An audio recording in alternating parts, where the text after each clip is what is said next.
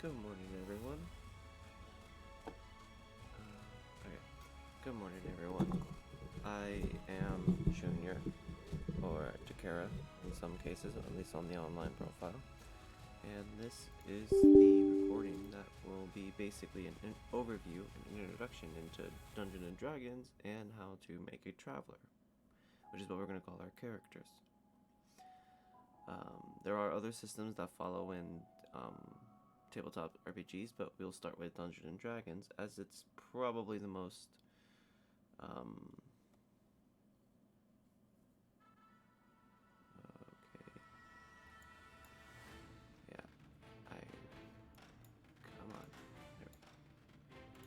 Okay, so welcome to an overview of D&D and how to create a traveler. In this presentation, we'll be talking about the world of D&D, the history of D&D, and how to make a traveler, and the apps that we can utilize to help. This will include D&D Beyond and Fantasy Grounds, which I will present both here in a moment. There we go. Now, the world of and history of D&D is pretty long, probably well over a few decades. The first edition of D&D was created by Ed Greenwood in the year 1967, but wasn't released as an official role-playing game until 87. Over the years, there's been many media forms that have carried the D&D name, including novels, role-playing video games like Baldur's Gate 3, comic books, and films like the new D&D film, Dungeons and Dragons film, or Vox Machina. That is also a Dungeons and Dragons system.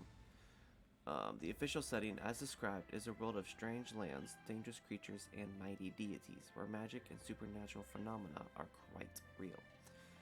Now, it is assumed that long ago, planet Earth was once connected to the Forgotten Realms. Over time, the connection was eventually severed, and it faded from memory, hence the name.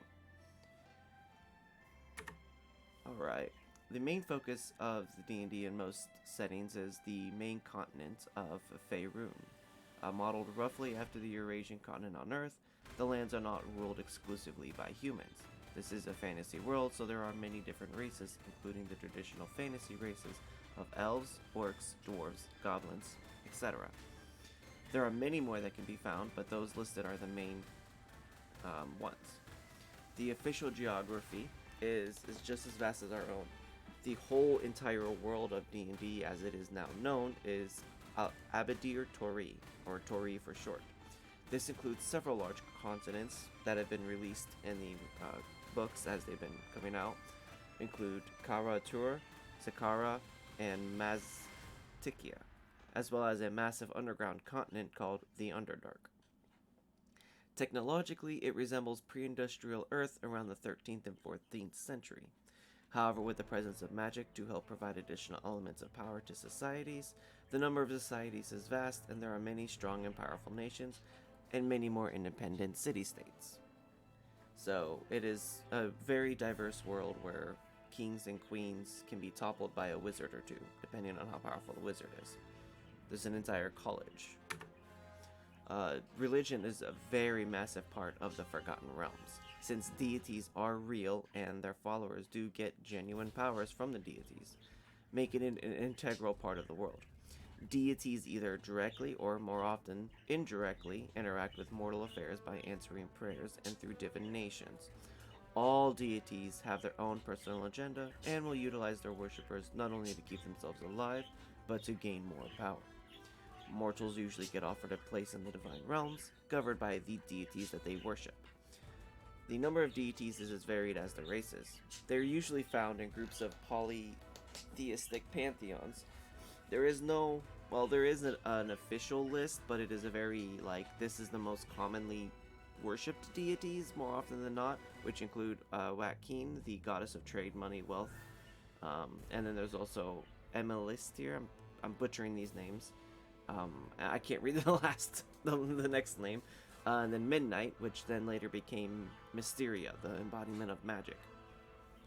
And the Seven Sisters.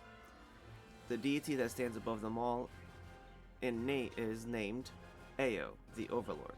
He does not sanction worshippers, and he does his best to distance himself from mortals.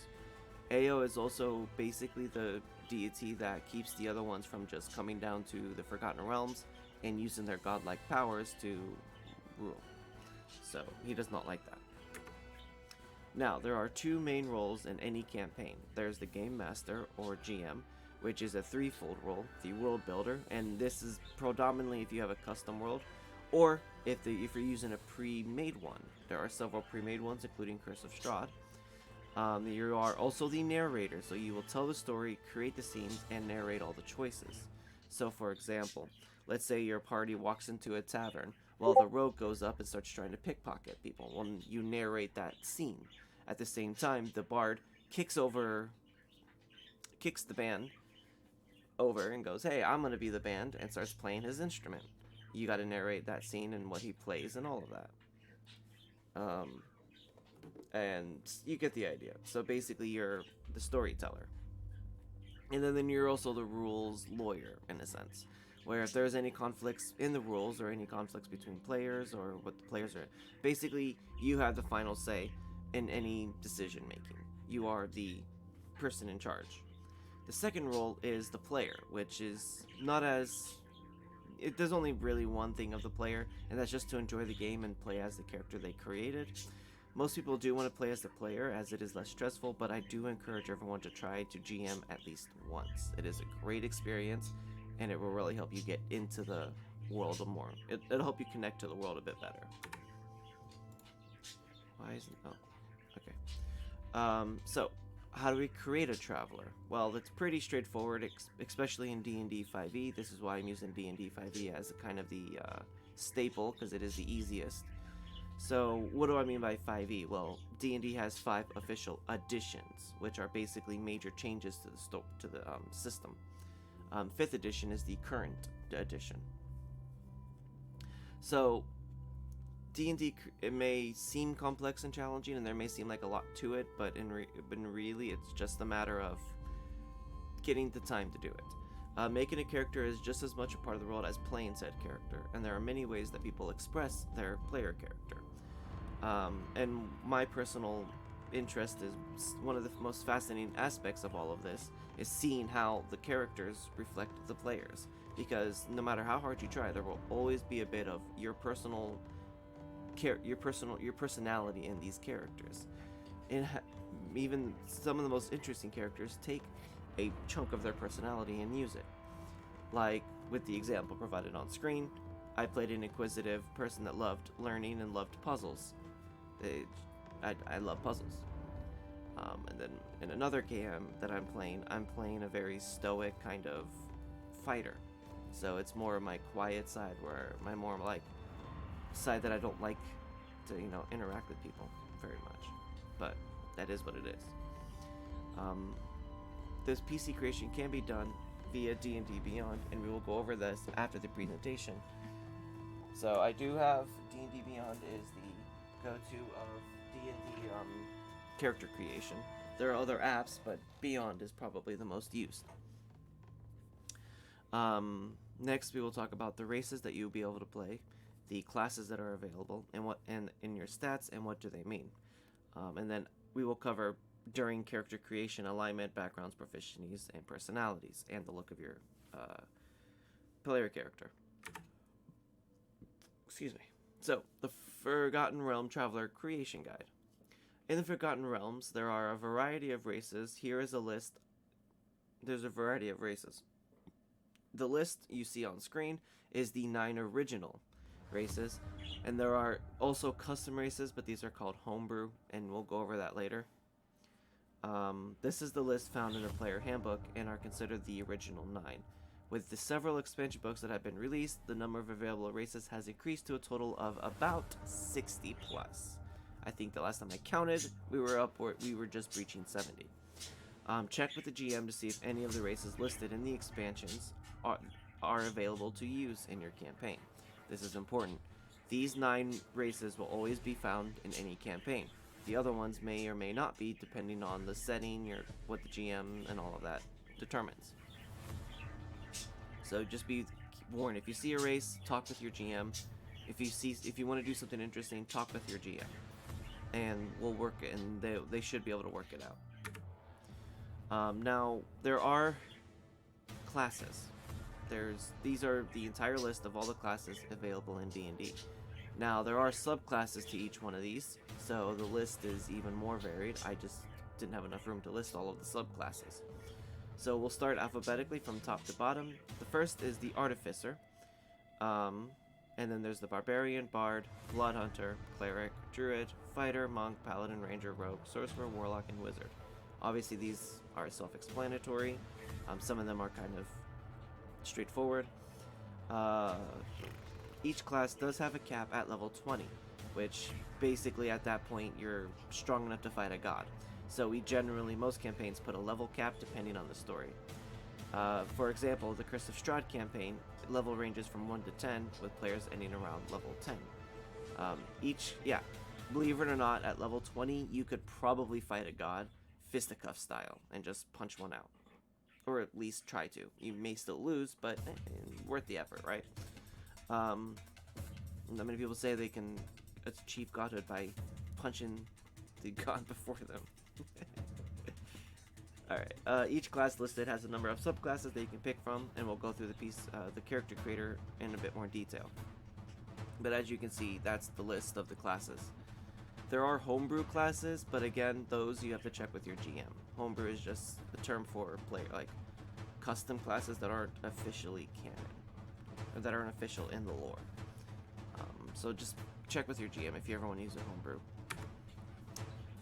Up next, there are 6 stats. 3 are physical and 3 are mental.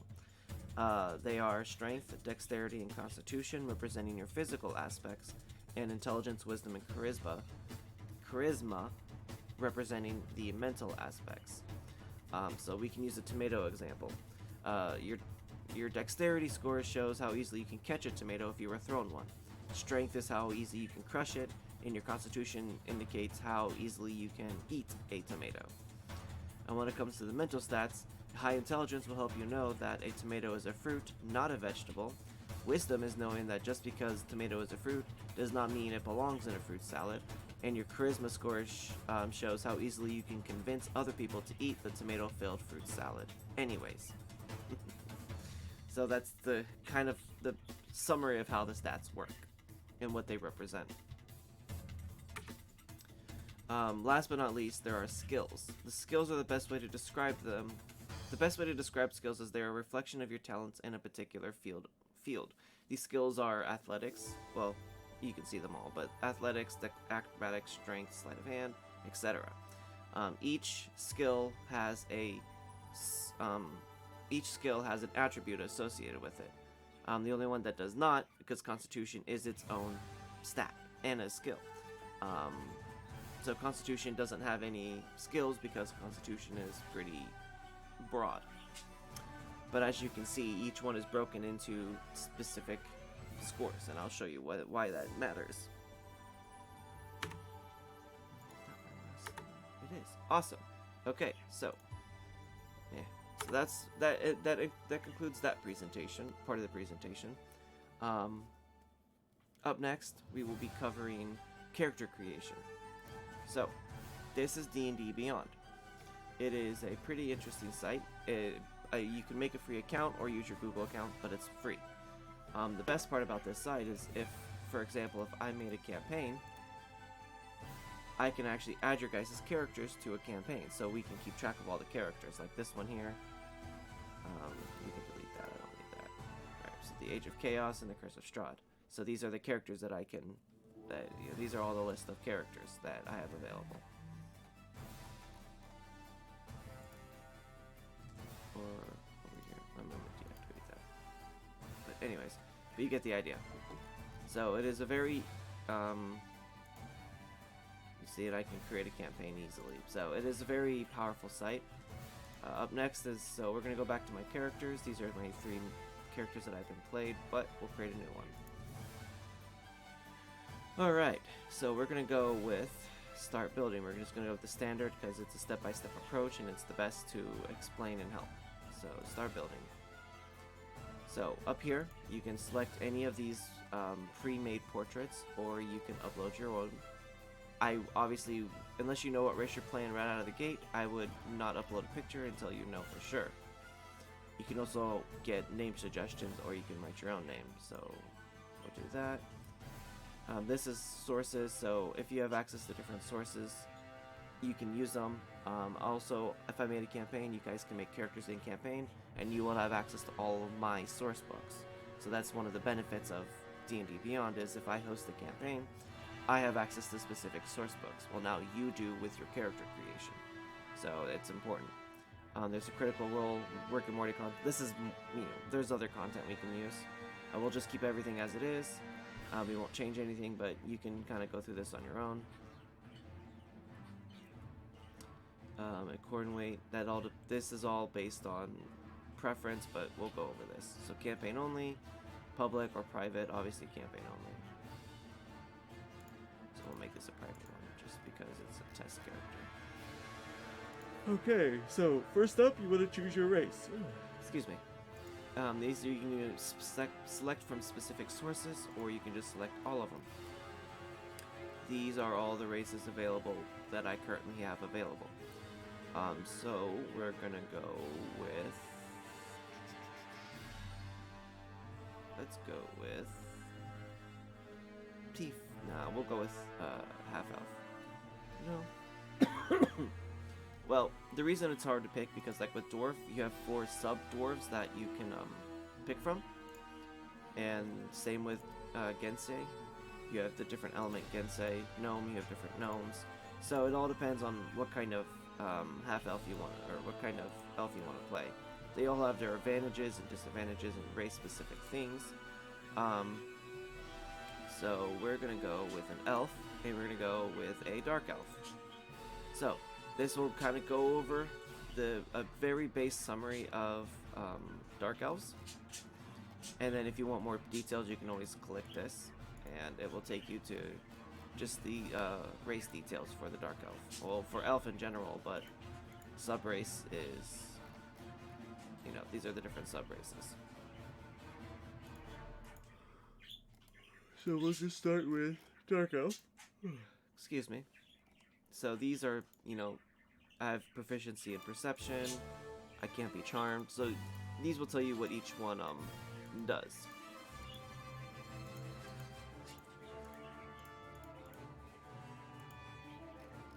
Alright.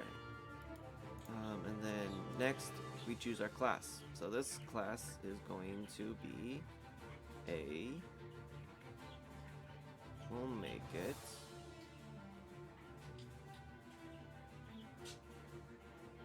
a rogue. Yeah, we'll make it a rogue. So these are the different classes that are available, like I said, in alphabetical order. There are obviously homebrew classes, but I didn't select them. But yeah, so these are the different classes, so we'll go with rogue. You can see what this gives you basically over as you increase in level. So they did have different levels, or different skills at different levels, and you will unlock them as you go up. You know what? Instead of we'll do a rogue. Add class. Alright, the cool thing about D&D Beyond is once you add a class, it tells you right here. If you want a multi-class, you're more than welcome to. Just know that when you multi-class, your level cap only goes up to, so let's say this is level 10, you only have access to level. So your maximum is level 20, regardless of the number of multi-classes. You can technically have 20 level 1 classes, or you can have 4 level 5 classes. So, but just note that as you multi-level, you actually lose the more advanced skills beyond that specific multi-level.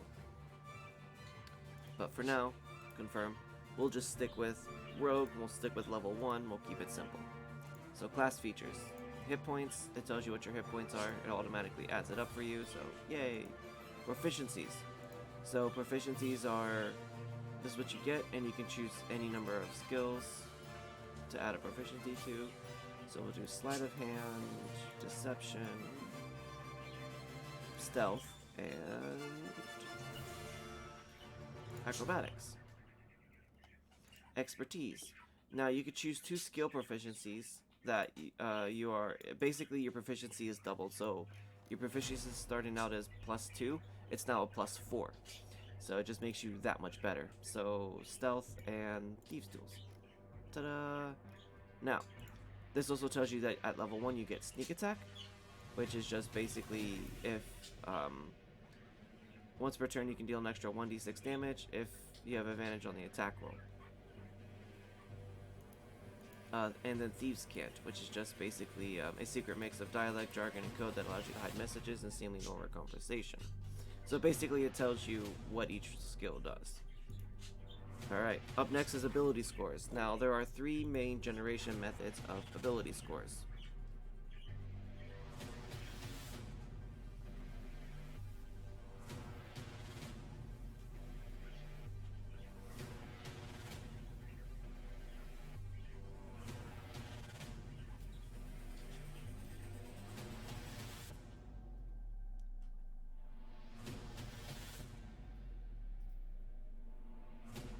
Okay, sorry about that.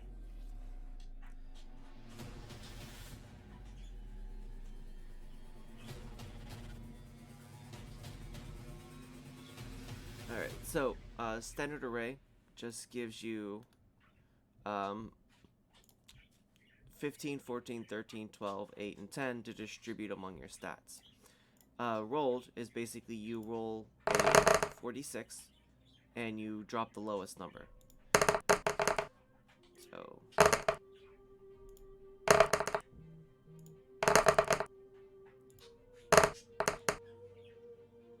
those are my stats. Oh, excuse me. Alright. And then there's point buy. So point buy is probably what you're thinking of in terms of like D&D or like RPG games, like actual games like Baldur's Gate and stuff. You point buy. So as you want to increase, you increasingly spend more points. So you can spend there, spend there, spend there, spend there, and spend there. There you go. So now you have a pretty good stat block. Actually, this should be. But anyways, you have a pretty good stat block.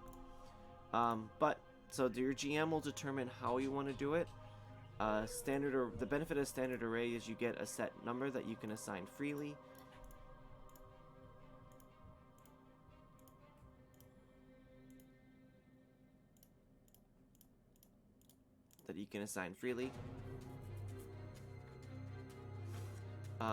Manual rolled gives you a better chance of having higher overall stats at the cost of potentially having lower stats. If you do have a low stat, you can always ask your GM if you want to reroll that stat. And then point buy is another probably a good fair one because it allows you to kind of dump points into whatever you want. So it's entirely up to your GM, but for now, for simplicity's sake, we'll start with standard array. So we'll distribute the stats accordingly. Now each stat does actually matter in terms of what it does, and I can explain here in a moment because it tells you below. Yeah. Okay, so we'll do this breakdown. So strength my strength is 10. I don't have a modifier. My base score is 10. No bonus, no ability improvements, no bonus, and no set score. So that's my total score is 10.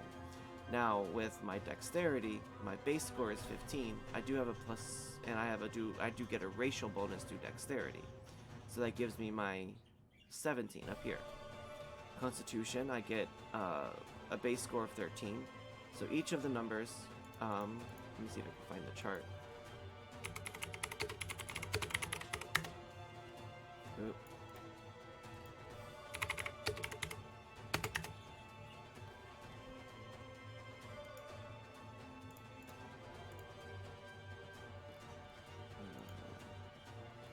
Here we go. I'm usually better at this. Okay, so here's a pretty good, this is straight from the D&D book, player's handbook. As you can see, each score has a modifier and a range. So the lower your score, the bigger your modifier. There is a minimum. You cannot drop your score below before you're counted as, well, it's just not good. But as you can see, the more higher your score, the better your modifier. So right there, that's a pretty good example. So this is why higher level characters are better overall, because they can boost their score and they can increase their modifier by that much. Now, why does the modifier matter? That will be in a moment. Intelligence is 12 because I get because it was 12, so I get a +1 modifier. 14 + 2 modifier, and 8 gives me a -1. But because I have a racial bonus, it kind of balance itself out. It's still a 9 because it's modifier. But let me actually, since I have a racial score, let me change something around a bit. This will be 12. This will be 8. I don't really care too much about intelligence as a rogue. Go figure. All right. So next is description. So this is where you can actually do your background. So there are several backgrounds that you can pick from. Let's go with, I'm trying to find it. Charlatan. You always have your way of people. You know how to make them tick. You can tease out their heart's desires. No, that doesn't sound very roguey, does it? Here we go. Criminal spy. So you always have to break the law. You spend a lot of time among other criminals and have contact within the criminal underworld. So it basically tells you what you get. And then all of this is just basically flavor and fluff, except for this here. So skill proficiencies, we'll go with persuasion. So you just kind of select what you want to be proficient in. Proficiency does matter because if you're proficient in a skill or a weapon, you add your proficiency modifier to it. So that +2 bonus that you get at level 1, it adds it to all your scores. So let's say you need to attack someone. Well, you roll a d20, and you have a +2 modifier. So you roll a 14, you got that +2, you hit 16, you just overcame the opponent's armor class to hit them. And I can go over that in a minute. And then we'll do a dice set that I'm proficient with, and you know what? A disguise kit. So this is, it basically just tells you, so this is your characteristics. You can have your own, but these are kind of like a good way to kind of build a very basic character. So you can always choose two. So you can choose 2 personality traits, and you can either pick one you want or do what I do and just hit random. There we go. And then ideas, and then bonds, and then flaws. Now, here we go. So these are my personality traits. So I'm incredibly slow to trust, and those who seem the fairest often have the most to hide, and I don't pay attention to risk of the situation, never tell the odds. So I'm a very glass cannon-y type person. I'll just kind of jump into a situation without thinking about it. So I can that allows me to add some personality to my character. So I have a lawful ideal, which is hilarious for a criminal. I don't steal from others in a trade, so my trades are always fair, no matter what. I don't ever steal. I also apparently have a family, and when things look bad, I'm a coward. So that's my personality. Notes, these are just like, if you want to get really detailed, you can add organizations and stuff, add an entire backstory. This is all what you want to do. For time's sake, I'm not going to go over it, but you can add different, like, what's the criminal organization you know? Are they your allies? Is there another criminal organization that you have that is against you? Or is a specific town or government against you? Backstory is just hey, this is, you know, my history, this is where I grew up, this is why I became this, and other is just other notes that you want to put. Character details does matter. Now, alignment is definitely a category, I'll tell you that much. It could, as some DMs are very strict about their alignment, others are more fluid. I don't really like the way they have the alignment chart set up, because it's just too rigid. I like the more graph, but but anyways, you get the idea. So there are nine alignments, quote unquote. There's chaotic evil, chaotic good, chaotic neutral, lawful evil, basically chaotic to lawful, evil to good. With neutral being in the middle. So you could pick either one. So since I have a lawful trait, we'll go with lawful evil. Methodically take what they want within limits of code of tradition, loyalty, or order. Devils, blue dragons, and hobgoblins are lawful evil. So I am lawful as I don't, I skirt the law, basically. Faith, if you believe in one of the deities, and this will tell you basically how much you spend on lifestyle. Depending on GM, this is how much you spend a day. I believe it's a day, on living, essentially. So, like, you know, being a rogue, I would probably live poorly. So there is my character. So now, because I picked a dark elf, it actually offers dark elf portraits. So we'll go with this person who looks the most rogue. And next, equipment is the last and final step before you finish your character. You can either choose gold and then buy your equipment, or you can start with equipment. So we'll just start with equipment.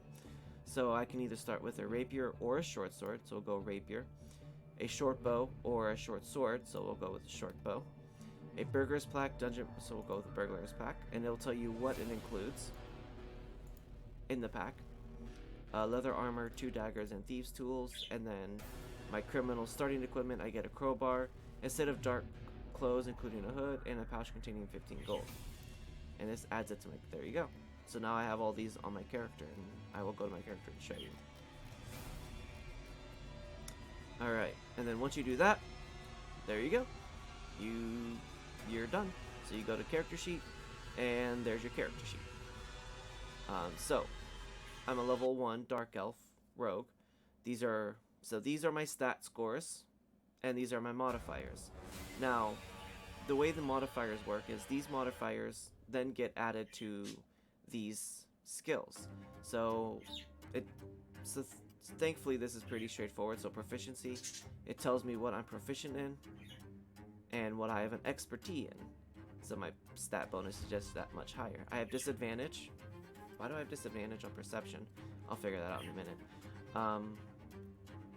So, and then modifiers. So when I in the presentation, when I broke these skills into their what stats they've modified, this is why.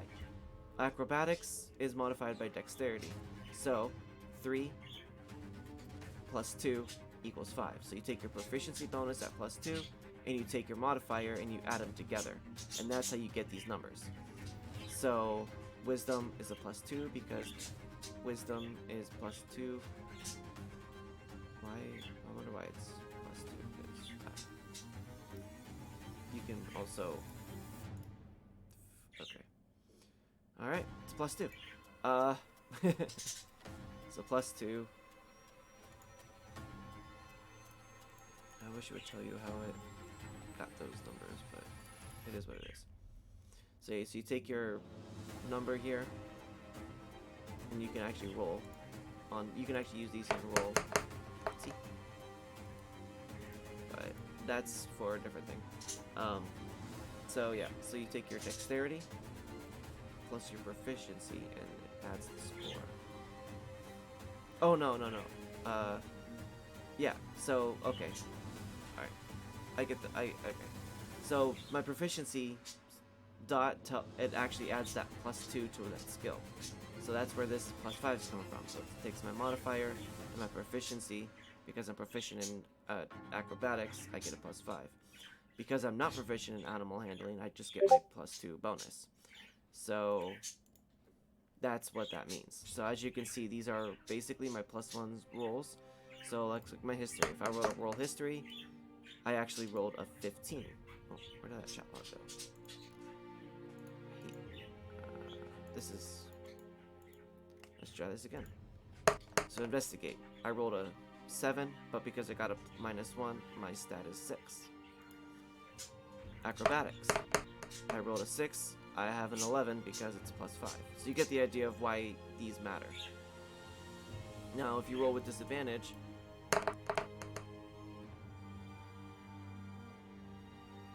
I don't know why I have disadvantage on that, but see, as you can see, I actually reached 23 because of my skill.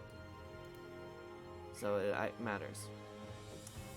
These are again, if you're proficient, these are saving throws. So each stat has a saving throw. Saving throw the number here is what your modifier is. If you're proficient, it adds your proficiency. You get the idea. If you're proficient in something, you add your +2 bonus to it. Simple as that. So I do have advantages against being charmed. There's that. And then these are my senses. So I do have passive wisdom, which is my perception at 14. My intelligence for investigation is 9. And my insight is 12. So if, for example, I need to perceive something, like I'm walking through a forest and I'm looking out for creatures, if it beats a DC of 14, I have to roll to see it. So basically it allows me to see things based on my skill, my intelligence. If I had to investigate something and the DC or the damage check or difficulty check is higher than 9, then I need to roll my investigation. If the difficulty check is higher than 14, I need to roll my perception. If the insight check is higher than 12, I need to roll my insight. Most DMs don't really do that. It all depends on your DM. I will do that, so I will take your senses into account because it's fair. Some DMs don't. Each DM has their own style. These are also what I'm proficient in and what languages I know. So I'm proficient in light armor. I have, and it actually tells you where these come from. I have proficiency in crossbow, hand, long, sword, rapier, short sword, and simple weapons. Tools, disguise kit, these tools, and then these are the languages I know. Again, these are the skills.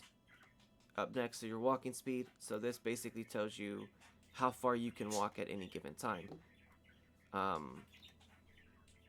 So I can walk 30 feet in a turn, or in 6 seconds, basically. So this is as far as I can roll. And this only really matters if you're chasing someone or if you're in combat. Because, you need to be able to move 30 feet to get closer to the enemy.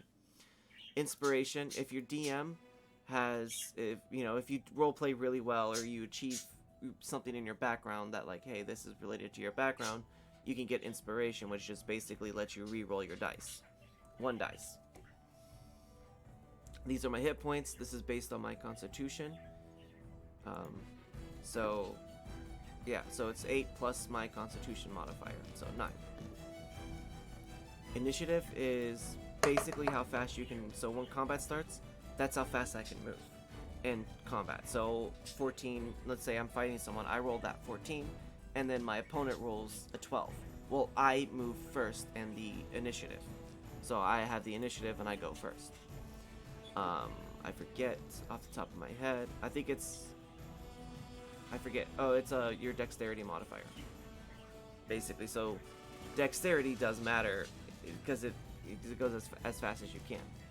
Armor class. Armor class is definitely the most vague, but it also is the most informed. The armor class, or AC, represents how well your character avoids being wounded in battle. Things that contribute to the AC include armor, shields, and your dexterity modifier. Not all characters wear armor or carry shields. However, without armor or a shield, your character's AC equals 10 plus the dexterity modifier. If your character wears armor, shields, or both, calculate the AC using the rules in the equipment section and record. So basically, it's a base of 10, so everyone has a base of 10, but your armor and your modifier, your dexterity score. Armor can increase that by 1, 2, depending on. If it's heavy armor, you get like a +3. So basically, I could show you a high AC level character that I have. So these are my actions. So these are my attack actions. Sneak attack, and it tells you actually. So if you click on this, it actually will tell you how to roll these in unarmed strike because I don't have weapons equipped. These are my actions that are available to me. And these will change based on what you can and can't do and how your class develops.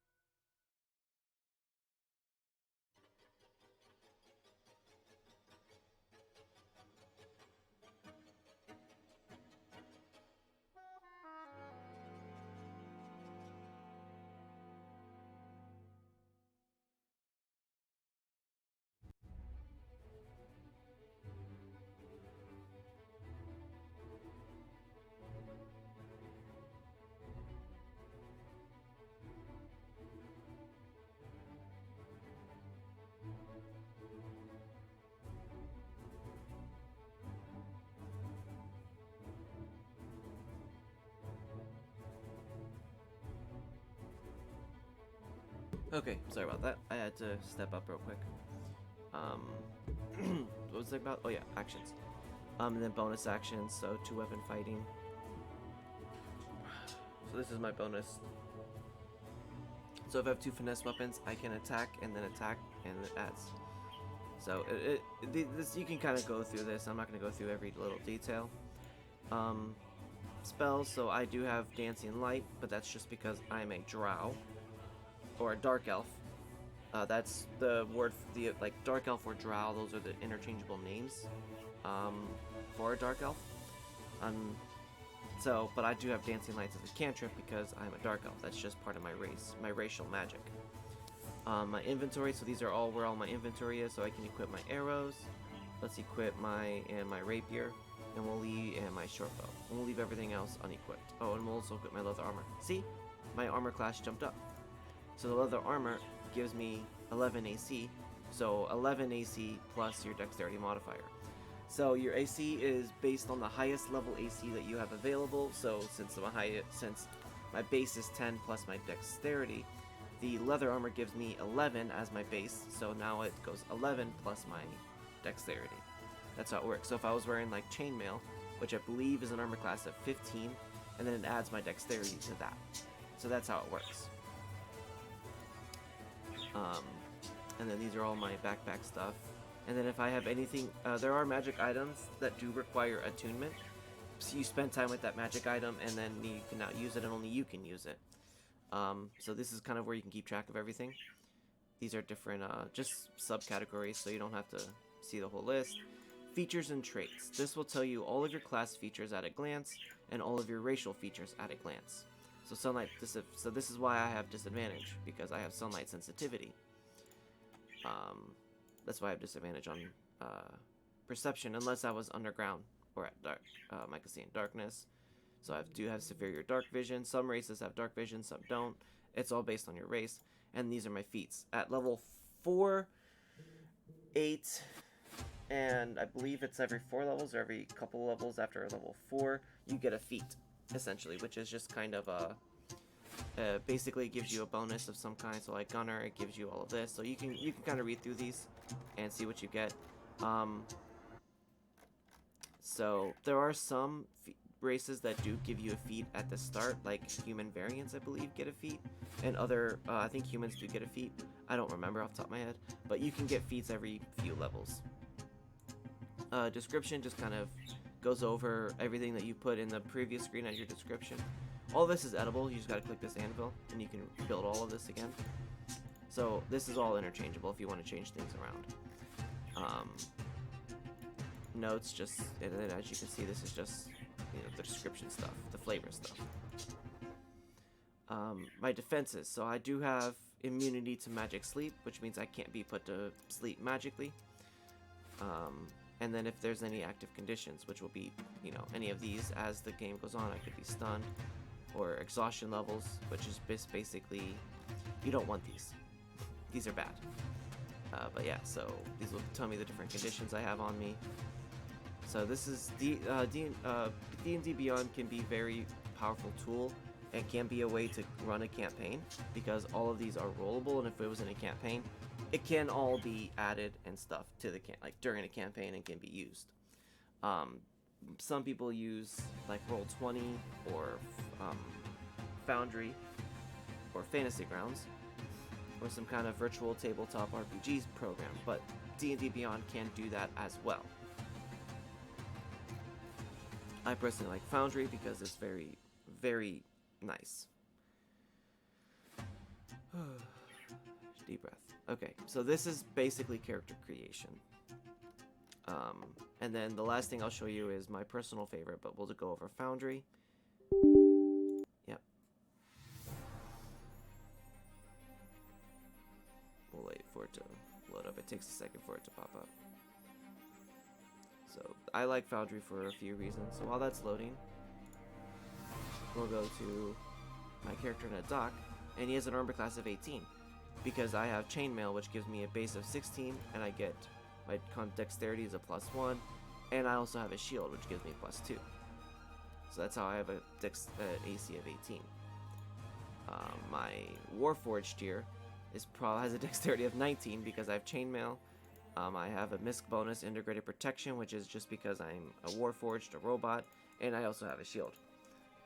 And my dexterity modifiers. That's where all those numbers come in. And this is my half-elf rogue or ranger cleric. Has an armor class of 16, but that's because I have mithril scale mail and a dexterity bonus. So, because I have specific feats. But Mistral, here it is. Okay, this is Foundry. So we'll create a world title, game system, D&D 5th edition, and create. So now that it's created, Game Master. What's cool about this is as I create roles for people, so I can create an additional user, I can actually make them an assistant GM, which will help out because one of the ideas that we're going to go with in terms of how to run campaigns is we're going to basically rely on someone to actively try to maintain a campaign, and it'll be up to the GMs to run the said campaign. Or if you're running your own campaign and want to use Foundry, you can assign people as trusted players or assistant GMs or another game master. They just have different levels of abilities that they can do. Don't assign these if you don't trust anyone. Assign them as player if you don't trust anyone. But anyways, so let's delete this and delete that. I don't have a map, but so character creation. So what I love about this is I can load up a module, load up all these modules, because there we go, and save module settings, yes. Alright. So create actor. I don't remember what I named him, so we'll just name him test. And then I can go to D&D Beyond, take my D&D Beyond link here, copy it here, and then start import. Oh, whoops. Okay. I forgot about that. There we go.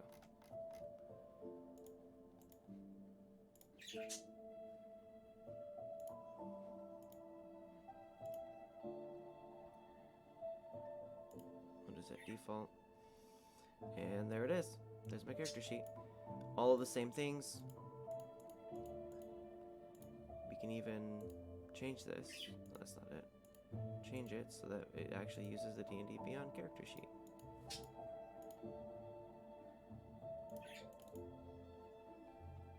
So there you go. So that's Foundry.